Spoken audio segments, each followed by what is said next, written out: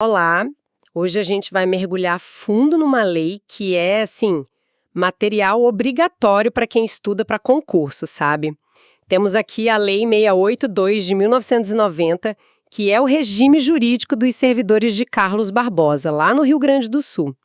E a nossa missão aqui é destrinchar dois artigos que são a alma de qualquer carreira pública, o 7º e o 8º. Pensa assim. O artigo 7º é o grande portão de entrada, o vestibular, e o 8º é um mapa do campus, com todas as portas e caminhos lá dentro. Exato. E o interessante é que, mesmo sendo uma lei municipal, ela funciona quase como um laboratório, né? Mostra o que está acontecendo nos concursos pelo Brasil. Muitos pontos, especialmente no artigo 8º, são um espelho da Lei 8.112, a federal, que todo mundo conhece. Mas as coisinhas específicas, tipo o foco quase obsessivo na avaliação psicológica que a gente vai ver, isso mostra uma tendência muito atual. Olhar para Carlos Barbosa é, de certa forma, espiar o futuro de outros editais. Não é só decorar, é entender para onde a coisa está indo. Gosto dessa ideia de laboratório. Então vamos lá, vamos começar pelo portão, pelo artigo 7º. Ele já abre com aquele checklist que todo concurseiro já sabe de cor, certo? Nacionalidade brasileira, tá em dia com os direitos políticos, obrigações militares e eleitorais, nível de escolaridade e, claro, idade mínima de 18 anos. Até aí, tudo bem. Essa é a fundação, o piso. Mas o que a gente tem que olhar é como esse piso foi sendo reformado, sabe? Ganhando novos quartos. Uma lei não é uma foto, ela tá viva.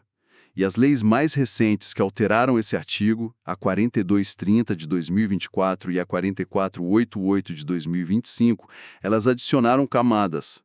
Camadas que contam uma história sobre o que a gestão pública procura hoje. Qual é o perfil do servidor ideal, né? E é aí que os detalhes matadores se escondem. Por exemplo, uma mudança que parece pequena, no inciso 6, sobre aptidão física e mental. Antes, a lei exigia um laudo de um médico do próprio município. Agora, a redação nova permite que venha de serviços profissionais terceirizados.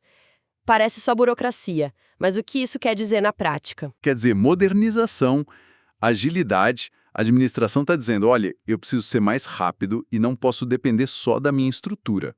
Para o candidato talvez não mude muito, mas para a máquina pública é um ganho. Só que as mudanças mais profundas não são sobre eficiência, são sobre integridade. E aí a coisa fica séria, é a inclusão dos incisos 7, 8 e 9. De repente, não basta ter diploma e saúde.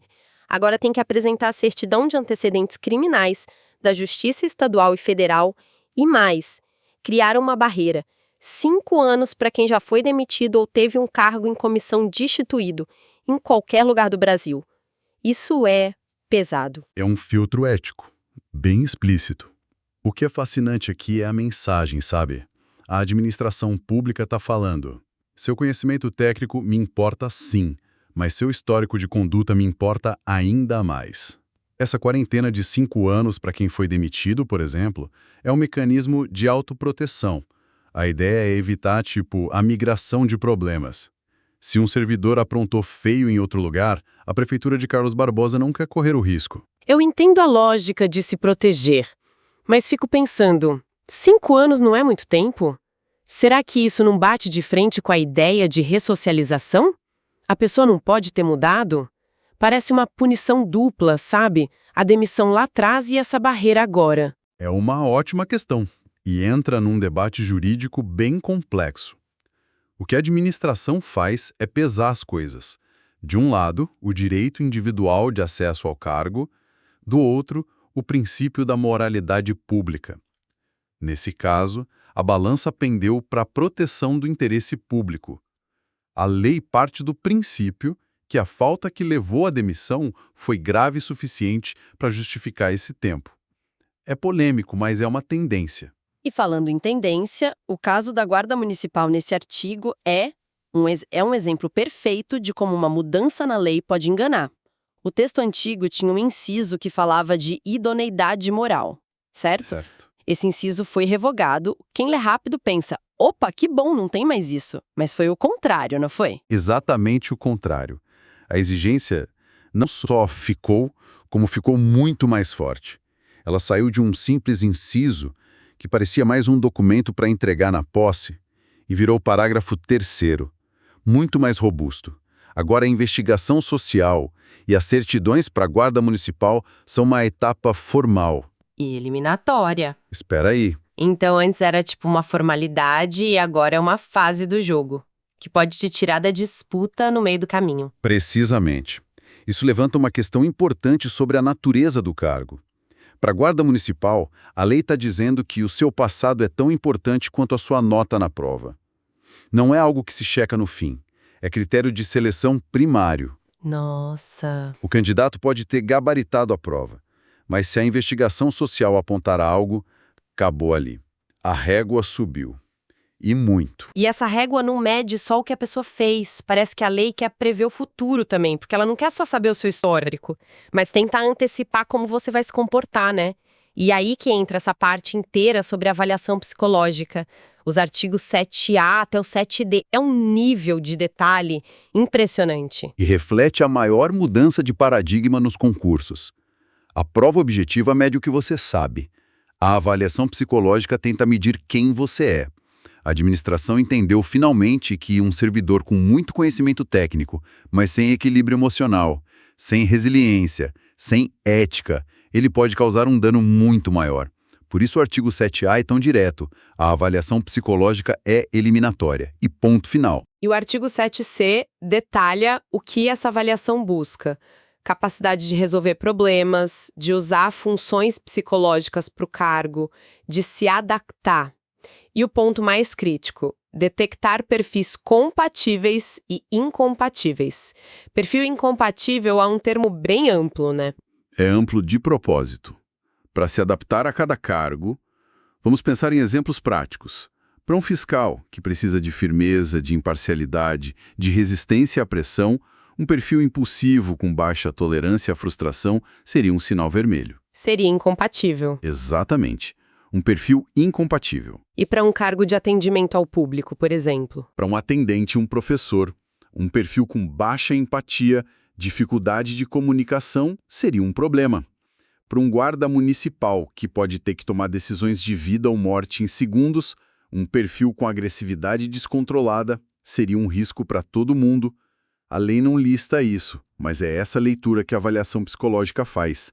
É um check-up da ferramenta mais importante do servidor, a própria mente. Uau! Então, depois de passar por essa peneira finíssima, prova, filtro ético, investigação social e esse check-up mental, a pessoa está apta. E aí, como ela entra e se move lá dentro?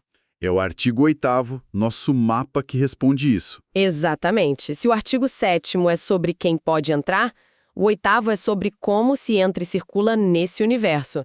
E ele lista 7 formas, 7 portas: nomeação, recondução, readaptação, reversão, reintegração, aproveitamento e promoção. São muitos nomes técnicos, assusta um pouco. Vamos tentar agrupar isso. Quais seriam os caminhos do dia a dia, os mais comuns? As duas grandes avenidas da vida de um servidor são, sem dúvida, a nomeação e a promoção. A nomeação é o começo de tudo. É o ato que te põe no cargo. E a promoção é a evolução, o reconhecimento pelo seu tempo, seu desenvolvimento na carreira. A grande maioria dos servidores vai viver só essas duas. Certo, essas são as estradas principais. Mas a lei prevê umas rotas de retorno, quase uma rede de segurança para o servidor estável, né? Tô vendo aqui, recondução, readaptação e aproveitamento. Perfeito. Esse grupo mostra um princípio muito forte do serviço público: a estabilidade. O servidor estável não é descartável. A recondução, por exemplo. Imagina que um servidor estável passe em outro concurso, mas não se adapta no novo cargo. Ele não vai para a rua. Ele é reconduzido, devolvido para o seu cargo de origem. É o direito ao porto seguro. E a readaptação, que tem a ver com saúde. Isso. A readaptação é quando o servidor tem uma limitação física ou mental que o impede de continuar no seu trabalho original. Em vez de aposentar, a administração tem que achar um novo cargo para ele, compatível com a nova condição. E o aproveitamento é para quando o cargo da pessoa simplesmente deixa de existir. o servidor não é demitido, ele fica em disponibilidade recebendo até aparecer uma vaga compatível onde ele possa ser aproveitado. Se a gente olha para esses três juntos, o que a lei está dizendo sobre a filosofia do serviço público? Está dizendo que o vínculo do servidor estável com o Estado é fortíssimo. Ele está protegido contra um novo desafio que não deu certo, contra acidentes da vida e até contra mudanças na própria estrutura do governo. É uma mentalidade de carreira de longo prazo. E para fechar o mapa, temos duas formas de retorno que parecem ainda mais raras: a reversão e a reintegração. Soam como eventos extraordinários. E são. A reversão é a volta do aposentado por invalidez. Se uma junta médica diz que os motivos da aposentadoria não existem mais, ele pode voltar ativa. Mas a reintegração, essa é a mais poderosa de todas. Acontece quando um servidor estável é demitido, mas prova na justiça que a demissão foi ilegal. A reintegração anula tudo. O servidor volta e recebe todo o salário e vantagens que perdeu, como se nunca tivesse saído.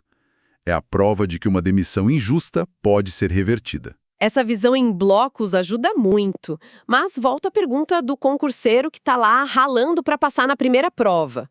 Por que ele precisa saber de reintegração ou reversão? O foco não deveria ser só na nomeação? É aí que está a diferença entre quem decora e quem compreende, sabe?